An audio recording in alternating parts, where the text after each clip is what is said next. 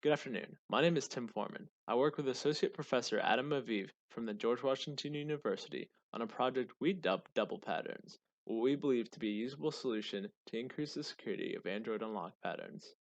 Today I will be discussing our work regarding Android unlock patterns, a security method found on Android devices that utilizes a drawn pattern to unlock the device.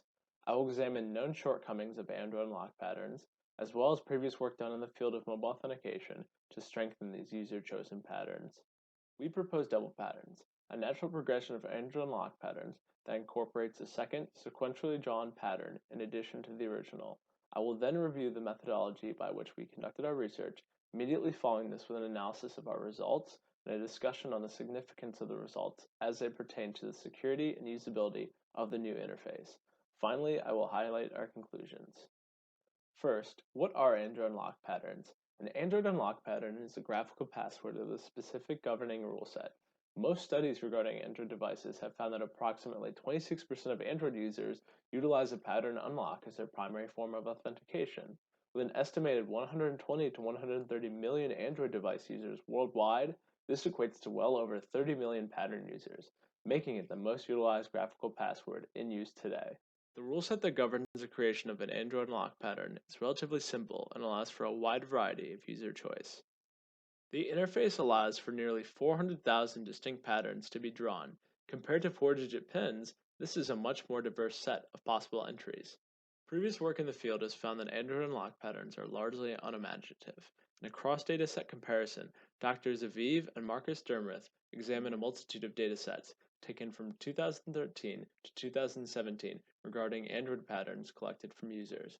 Pictured here are the top 10 most prevalent patterns within each study, and as you can see, the datasets are very closely related to one another, with several patterns appearing in the top 10 most frequent choices across all studies. To counter common pattern choice by the user, past studies sought to either alter the interface itself via contact point rearrangement or grid expansion, or alternatively, alter the rule set governing the interface. An example of this was the work done in SysPal, in which they proposed a system-guided pattern lock selection that mandated the use of certain contact points.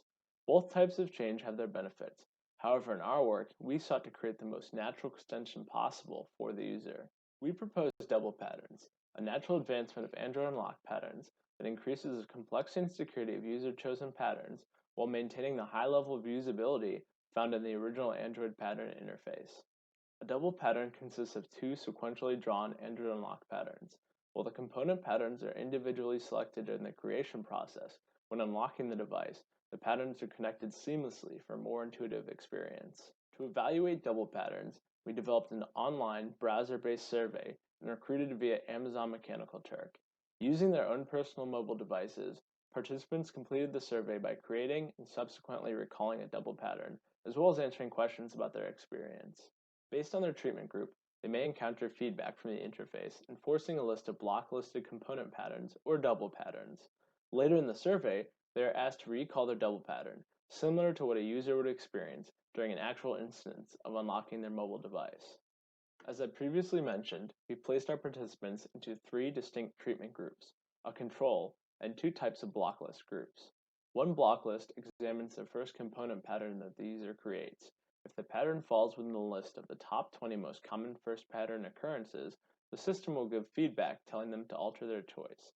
Similarly, the other type of blocklist we employed examines the double pattern and compares it to the most frequent choices of a prototype we ran prior to our main study. Drawing from our survey responses, we organized our data and results into four categories. Visually, we focused on how to properly represent the double patterns we collected and the unique drawn features of those patterns. The main focus of our analysis was on security and usability, evaluating whether or not double patterns would provide a distinct increase in security while remaining highly usable to existing Android users. When visualizing the double patterns we collected, it was important to create an aesthetically simple yet visually intuitive design for how we would present our patterns. The system we created allows an untrained observer to distinguish the first and second component pattern in the order and direction in which they were drawn, while still showcasing the double pattern that the participant chose. Here are some of the most frequently chosen double patterns across all treatments. Within all of our collected patterns, only 8% of all double patterns were utilized twice or more. More striking, however, was that in our blacklist first treatment, no double pattern occurred more than twice, and these patterns comprised less than 4% of the double patterns collected in this set.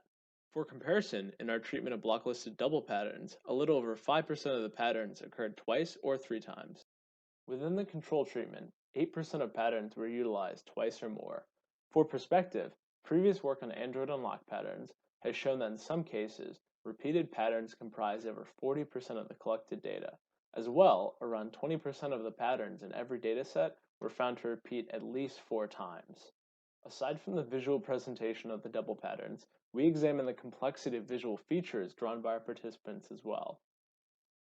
Within the blacklist first treatment group, there was a statistically significant distinction in overall turns, and within the first component pattern specifically, night moves and non-adjacency moves were also significantly higher. When examining the averages within each treatment across several distinct visual feature metrics, a clear case begins to form that our blacklist first treatment group is visually the most complex among the participants. Evaluating the security of double patterns, we use two types of threat models: a perfect knowledge attacker and a simulated guessing attacker. Shown here are the results of the perfect knowledge attacker. Randomly downsampled to a size of 209 patterns, as that was our smallest dataset, we examined the beta success rate as a percentage of patterns guessed, and the minimum entropy and partial guessing entropy in terms of bits of entropy. As we can see here, both blocklisted treatment groups show themselves to be stronger in comparison to the control group and existing methods of security on Android devices. Specifically, the blacklist first treatment shows itself to be the strongest among the two. We also evaluated our datasets using a simulated guessing attacker. Recall that a simulated attacker must guess a set of unknown authentications based on a set of training data. Based on published data of Android unlock patterns, we created a simulated set by taking an existing set of about 4,600 patterns and matching every pattern within the set to every other pattern within the set. Based on the simulated data set, we ran throttled and unthrottled guessing attacks on our double pattern treatment data. As well, we ran simulated guessing attacks on the corpora of Android pattern and pin data we had access to from related work. Displayed in the table are the amount of patterns within each dataset that were guessed correctly. Notably, in the blacklist first and blacklist double pattern treatments, only 4 and 2 of the double patterns, respectively, were guessed within the first 30 guesses. Pictured here are several simulated attacks we ran on our double pattern data, as well as the existing corpora of data we had on Android unlock patterns, 4-digit pins, and 6-digit pins. We found that individually, 4-digit and 6-digit pins are stronger than the component patterns found in double patterns, which makes sense. While each of the individual patterns in a double pattern are actually less secure than selecting a single pattern, the combination of the two patterns provides enhanced protection. Double patterns, even without block lists, are much more comparable to pin authentication. When adding a simple block list, these patterns become even stronger. While our double patterns sought to increase security, we wanted to ensure that the usability would not be significantly affected by this extension of Android unlock patterns.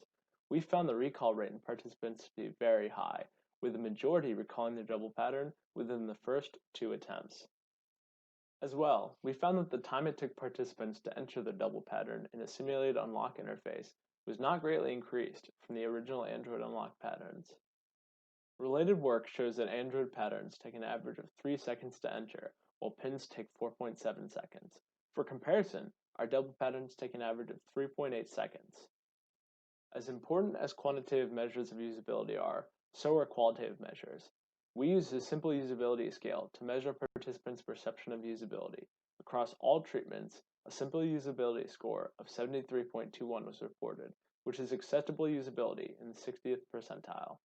However, when you break down the results based on current Android pattern users, there is a much higher perception of usability. These participants provided an average simple usability score of 78.27, which is in the 80th percentile for simple usability. While there were dips in simple usability due to blocklisting, across all treatments, Android pattern users rated double pattern more favorably. So how did users perceive the security of the new interface we presented to them?